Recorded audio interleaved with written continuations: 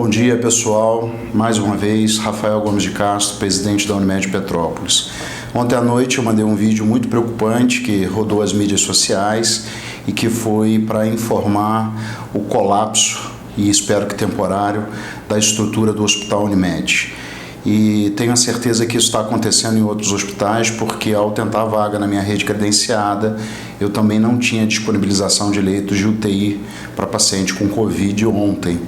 Inclusive, nós tivemos que direcionar uma equipe emergencialmente para atender um paciente no quarto e montamos uma UTI no quarto. Já estamos acomodando ela dentro da nossa unidade de terapia intensiva para Covid hoje.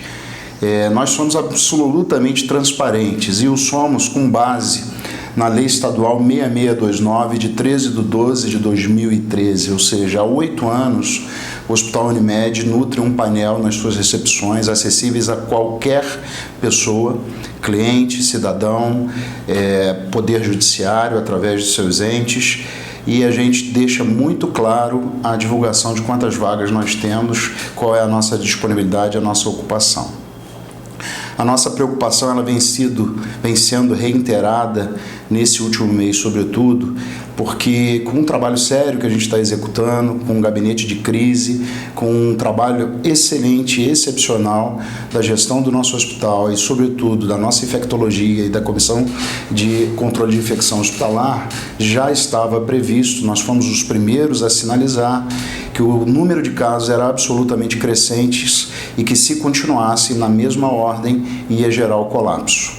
Nós já estamos no colapso. É importante eu deixar essa mensagem absolutamente clara para vocês, porque se a gente não tinha, ou a população não tem tanta preocupação em relação ao agravamento do caso, deve ter agora, porque nós não teremos estrutura física, estrutura de equipe e, por enquanto, ainda temos os chamados insumos, materiais e medicamentos para poder fazer assistência.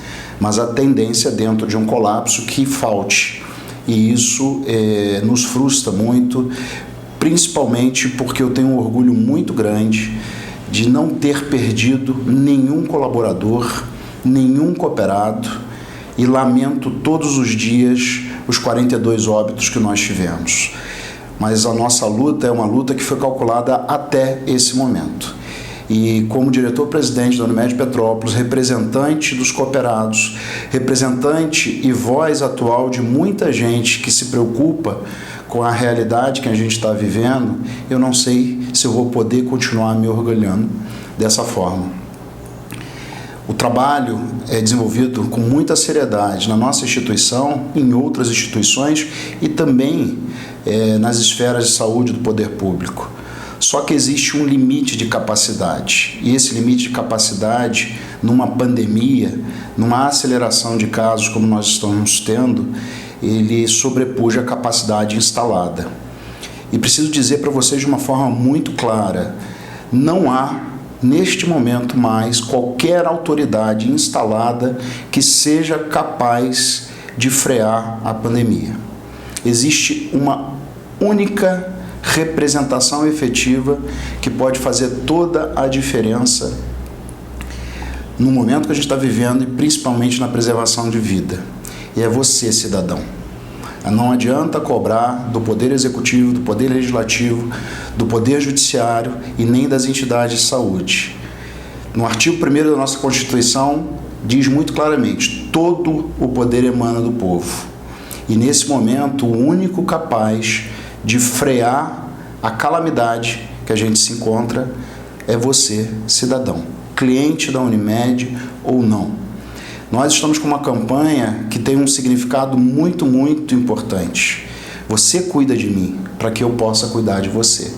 Se a gente não tiver efetivamente essa consciência instalada, nós não venceremos.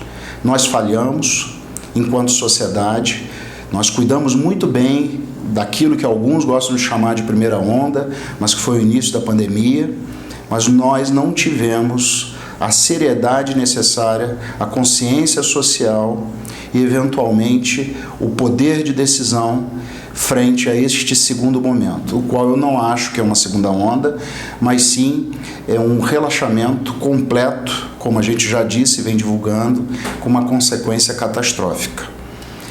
Nós estamos, neste momento, sofrendo bastante os efeitos da eleição, quando a gente teve aglomeração popular, apesar de uma abstenção histórica, mas, sobretudo, de exageros, como nós vimos na cidade, muito vinculadas às organizações de grupamentos de pessoas que não mostraram qualquer respeito pelos seus semelhantes. Na Unimed Petrópolis, no dia 4 de dezembro, nós tínhamos 989 diagnósticos positivos ao longo da pandemia. Isso acelerou de tal forma que nos últimos 13 dias ele aumentou para 1.381.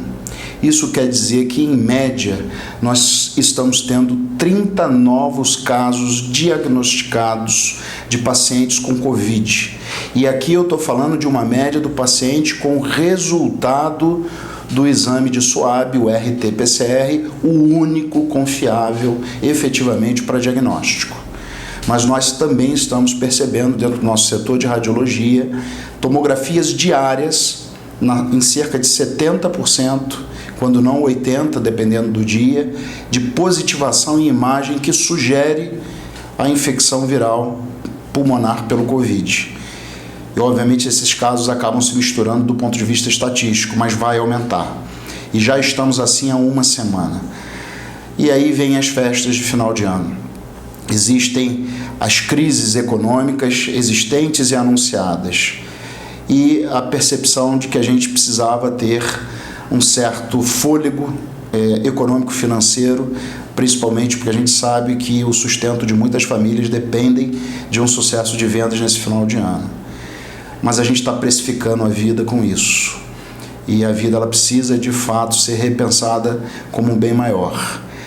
Há a preocupação efetiva em relação às festas de final de ano e às aglomerações familiares.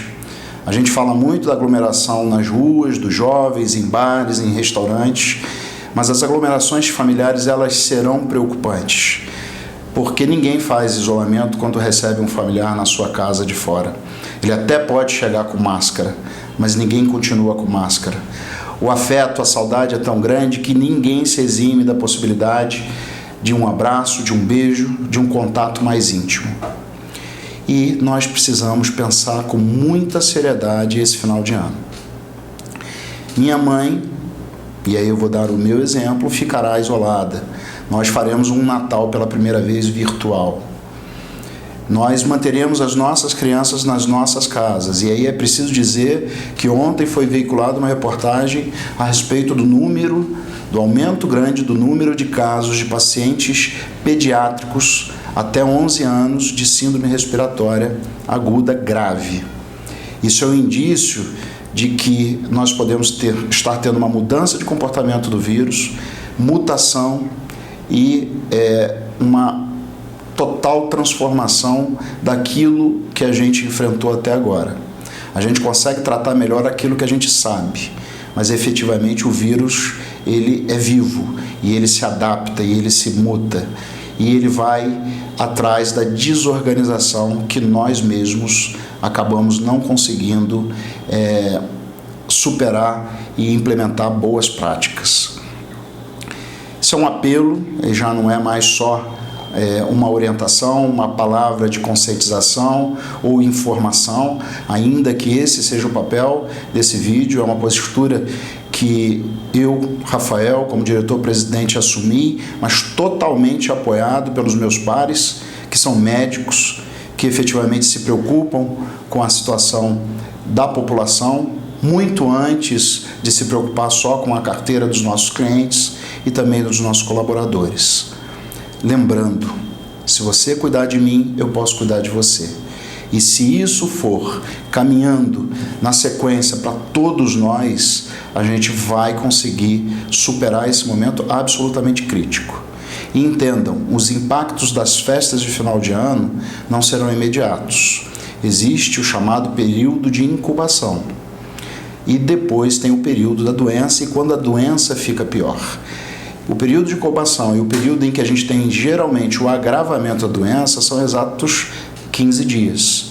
Então, se a gente não tiver consciência social, atitude social nestas festas de final de ano, nós vamos, de fato, como a doutora Dalcom, uma entidade de altíssimo respeito, médica da Fiocruz, pneumologista, já prenunciou. Nós teremos o pior janeiro da história do nosso país. E isso tem que ser levado em consideração. Neste momento, e a gente fala muito isso em gestão, o comando ele precisa ser situacional. E não há nada maior e mais consistente, robusto, do que o conhecimento efetivo dos nossos médicos, sobretudo dos nossos infectologistas. Finalizando, eu vou lembrar do meu professor, do meu mestre, e quem eu tenho orgulho de chamar amigo, Dr. Antônio Luiz Chaves Gonçalves, professor titular do Departamento de Doenças Infecto-Parasitárias da Faculdade de Medicina de Petrópolis, nosso cooperado, formador de várias gerações de médicos da nossa cidade. E quando a gente conversava sobre a problematização da pandemia recente e dos caminhos que estavam se tomando para que, infelizmente, a gente chegasse neste momento, ele me falou uma coisa que é o cerne do recado que eu quero passar hoje. A população se apoderou da pandemia. Como disse, não há mais nenhuma autoridade instituída que consiga frear a pandemia, a não ser nós, cidadãos, com o nosso comportamento, seguindo as orientações dos especialistas técnicos. Peço mais uma vez, cuida de mim, cuida do outro para que você também seja cuidado. E é dessa forma que a nossa filosofia traz todo o cuidado do amor de alguém.